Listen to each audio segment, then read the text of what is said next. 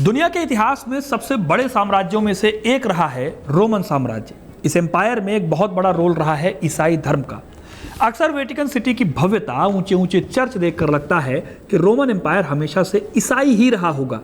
Roman empire के दौर को दिखाने वाली तमाम मूवीज में भी अक्सर यही दिखता है, लेकिन इसकी सच्चाई बहुत दर्दनाक है।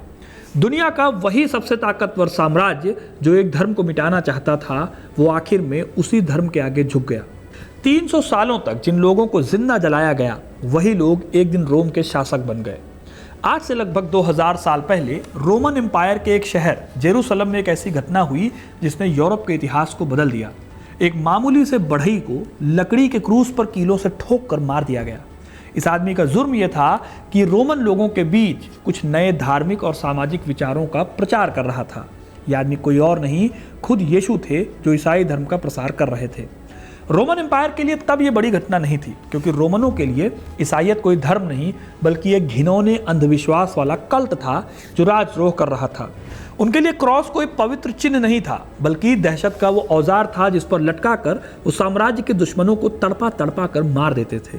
लेकिन इतनी नफरत वाले रोमन साम्राज्य के सम्राट और यहाँ के लोगों ने शायद कभी नहीं सोचा था कि यही घटना मानव इतिहास के सबसे बड़े टर्निंग पॉइंट्स में से एक हो जाएगी।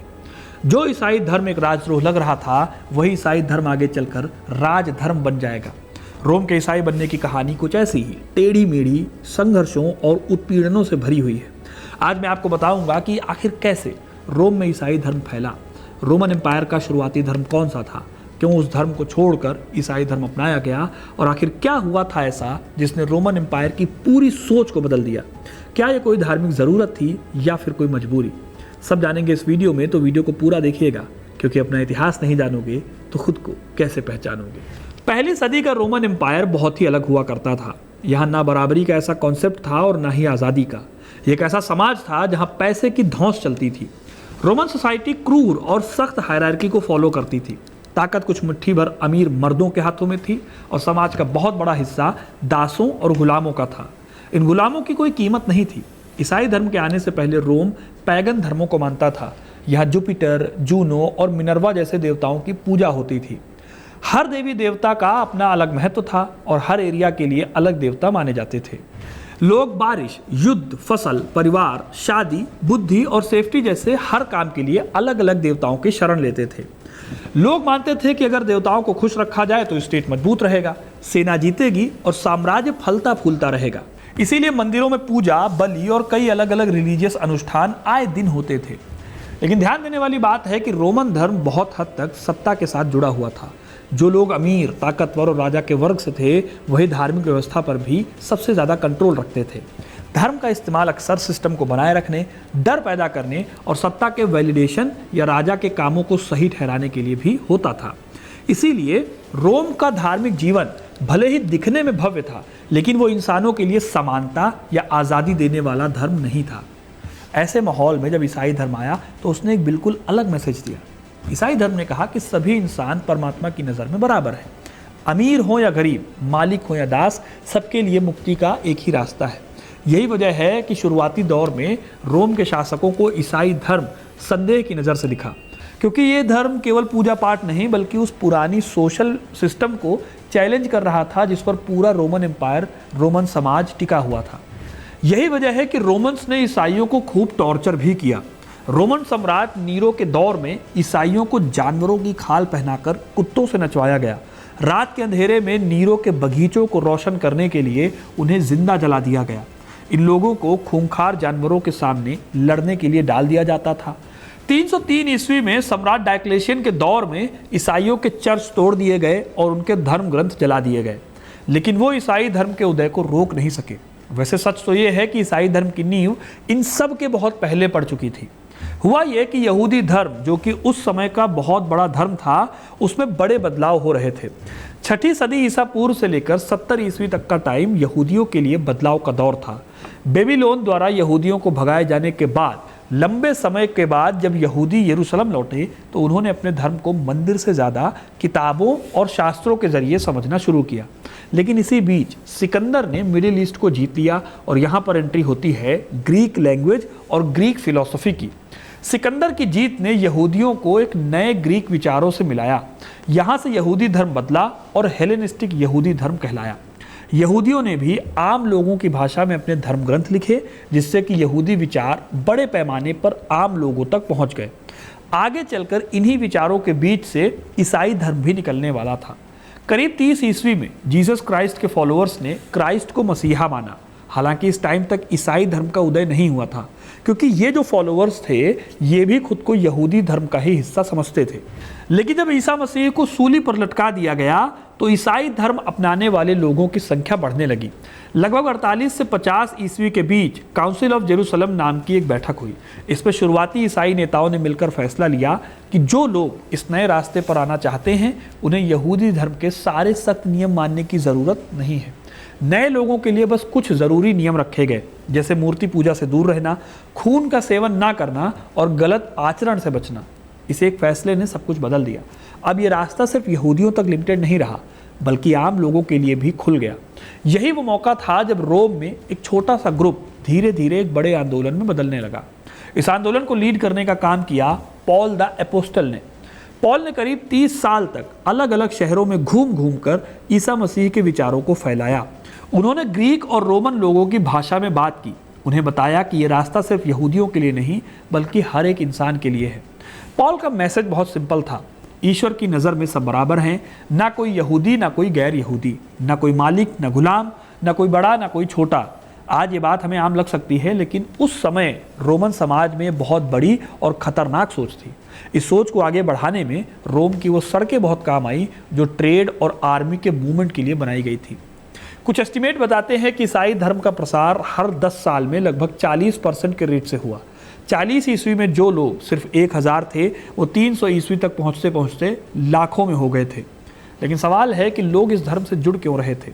क्या वजह थी कि रोम जैसी चकाचौंध वाली सभ्यता को छोड़कर लोग तहखानों में छिपकर मीटिंग्स कर रहे थे? आखिर यहूदी धर्म में ऐसा क्या था कि लाखों लोग इस धर्म से कतराने लगे थे? इस सवाल का जवाब रोम के सोशल स्ट्रक्चर में छिपा है। रोमन सोसाइटी में परिवार के मुखिया यानी पुरुष का पूरा राज चलता था। परिवार का मुखिया अपने फैमिली मेंबर की जान लेने तक का राइट रखता था। नए नवेले बच्चों को छोड़ देने की प्रथा थी और बड़े बड़े दार्शनिक भी महिलाओं को कमज़ोर दिमाग का मानते थे।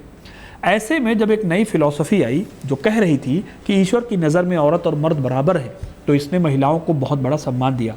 वो दास जिन्हें रोमन कानून अपनी प्रॉपर्टी मानता था, उन दासों को भी भाई बहनों का दर्जा दिया गया। लेकिन हर किसी को ये बराबरी पसंद नहीं आ रही थी। रोम के एलीट क्लास के लिए यह सब कुछ एक भद्दा मजाक था। 175 ईस्वी के आसपास एक रोमन दार्शनिक थे सेल्सस। इन्होंने ईसाइयों का मजाक उड़ाते हुए लिखा था कि यह सिर्फ मूर्खों, गुलामों, औरतों और छोटे बच्चों का धर्म है। सेल्सस की नज़र में इस धर्म में कोई बौद्धिक गहराई नहीं थी। लेकिन आगे चलकर ईसाइयों ने रोम के एलीट क्लास को पूरी तरह से झूठा साबित कर दिया।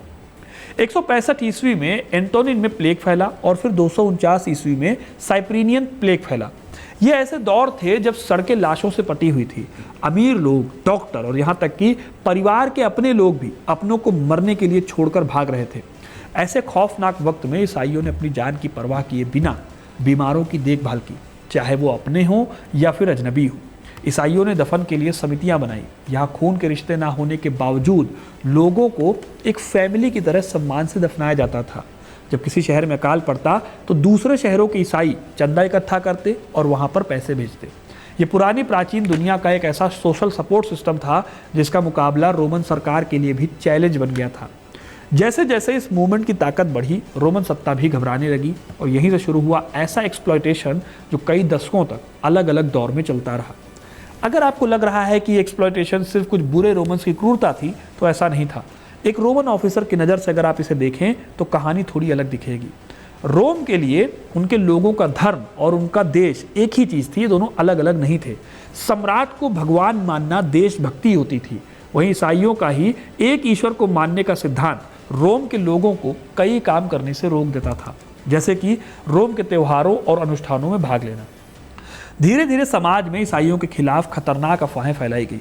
कहा गया कि ईसाई छिपकर मिलते थे और प्रार्थना में मांस खाने और खून पीने की बात करते थे।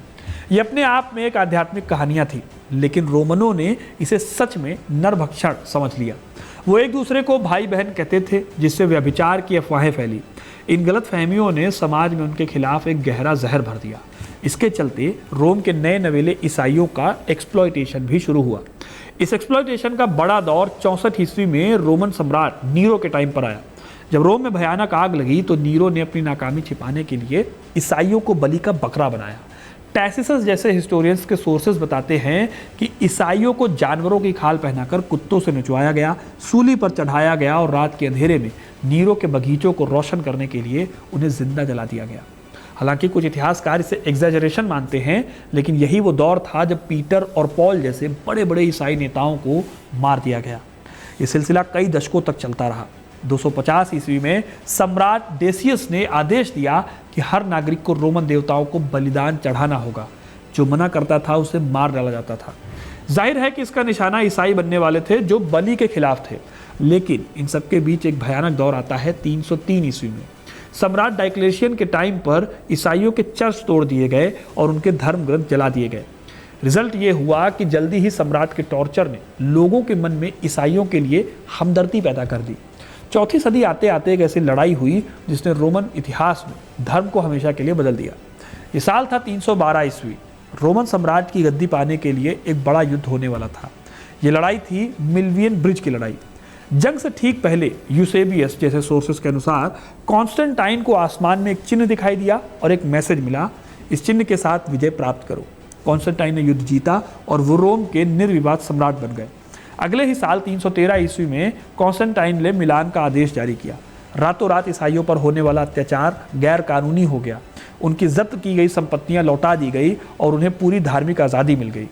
लेकिन यहाँ इतिहास का एक बड़ा और तीखा सवाल खड़ा होता है, क्या कॉन्स्टेंटाइन ने वाकई धर्म बदल लिया था या फिर एक बेहद चालाक राजा का यह मास्टर स्ट्रोक था? सोशलॉजिस्ट रॉडने स्टॉक का मानना है कि कॉन्स्टेंटाइन ने बस उस हवा का रुख भांप लिया था जो पहले ही बदल चुकी थी। ईसाई धर्म अब साम्राज्य की 10% आबादी तक पहुंच चुका था और खासकर आर्मी और सिटीज में इनकी पकड़ बहुत मजबूत थी।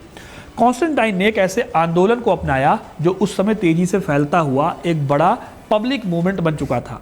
कॉन्स्टेंटाइन ने चर्च बनवाई, पादरियों को कन्फेशंस दिए और 325 ईस्वी में नाइसिया की एक बहुत बड़ी परिषद बुलाई। इस परिषद का मकसद ईसाई धर्म के अंदर उठ रहे वैचारिक मतभेदों को खत्म करना और एक स्टैंडर्ड ईसाई धर्म बनाना था। ये पॉलिटिक्स और रिलीजन का एक ऐसा मेल था जिसने आने वाले यूरोप की पूरी नींव रखी। इस तरह जो ईसाई धर्म कभी हाशिए पर था रोम में, अब वो सत्ता के केंद्र में आ गया था। लेकिन अभी और भी चीज़ें होनी बाकी थी। कॉन्स्टेंटाइन ने तो बस ईसाई धर्म को कानूनी मान्यता दी थी। 380 ईस्वी आते आते सम्राट थियोडोसियस प्रथम ने नाइसियन ईसाई धर्म को रोमन साम्राज्य का आधिकारिक और कानूनी धर्म बना दिया। यानी अब जो लोग इस नए आधिकारिक धर्म को नहीं मानते थे उन्हें अपराधी और विधर्मी घोषित कर दिया गया। एक तरह से रोम में चीज़ें अपसाइड डाउन हो गई थी। रोम के उसी क्रूर कानूनी ढांचे का इस्तेमाल अब पुरानी रोमन मान्यताओं और दूसरे संप्रदायों को कुचलने के लिए होने लगा। 391 ईस्वी तक कई प्राचीन मंदिरों को बंद कर दिया गया और पारंपरिक अनुष्ठानों पर रोक लगाई गई। जो कल तक छिपकर पूजा करते थे, आज वो खुद सत्ता की तलवार लेकर खड़े थे। बुत परस्त सम्राट जूलियन ने अपने आखिरी दिनों में निराशा में कहा था कि इन ईसाइयों की भलाई और परोपकार ने ही हमें हरा दिया। 529 ईस्वी में सम्राट जस्टिनियन ने एथेंस की हिस्टोरिकल एकेडमी को बंद कर दिया। इसको अक्सर प्राचीन यूनानी दार्शनिक परंपरा के खात्मे के तौर पर देखा जाता है। अब जरा सोचिए इस पूरी जर्नी के बारे में। एक बढ़ई जिसे राजद्रोह में मार दिया गया, उसके फॉलोअर्स ने 3 सदी तक जुल्म सहे, महामारियों में लोगों की सेवा की, औरतों और गुलामों को समाज में बराबरी का हक देने के लिए लड़ाई लड़ी, और वही फॉलोअर्स एक दिन दुनिया के सबसे शक्तिशाली एम्पायर्स में से एक के सत्ता केंद्र तक पहुंच गए। जब 476 ईस्वी में वेस्टर्न रोमन साम्राज्य पॉलिटिकल रूप से ढह गया, तब भी उसके कानूनों और उसके कल्चर्स और उसके ढांचे को इस नए धर्म ने अपने अंदर समेट कर जिंदा रखा। तो दोस्तों, ये थी कहानी रोम में ईसाई धर्म के पहुंचने की और कैसे वो एक दौर में टॉर्चर झेल रहे थे और आगे चलकर वो रोमन एम्पायर के सेंटर में आकर खड़े हो गए। आपको ये कहानी कैसे लगी कमेंट करके ज़रूर बताइए।